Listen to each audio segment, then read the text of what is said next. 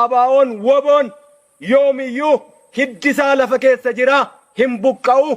Gadeen ayyaan laallattuun kan olola jaalabaluu jedhan dabeessi loleen lolchiisne hantuutii sila jedhe gumbii uru dabeessa haadhaaf abbaa irratti gootaa warri akkasii immoo baalli nutti harca'anii jiraa jedhu.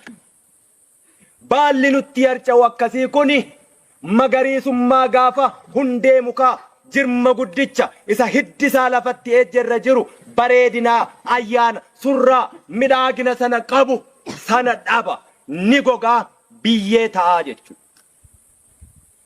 Isa akkasii ayyaan laallata akkasii ni sirreessina. Akka kaleessa walii hooqanii walii hooqsanii walii mooqanii darbuun hin jiru.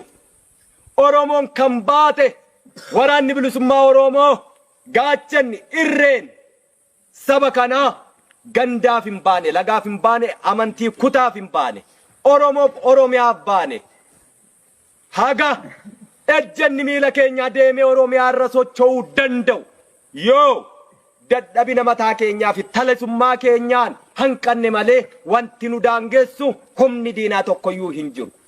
Samiin golboobee nurra jiru kun dacheen isamtee irra deemnu kun yoomiyyuu nuuf lafti itti daangeffamnu hin jiru. Samiitu gaaddisa keenya dachee kanatti ejjennaa keenya lafa barbaanne ni geenya.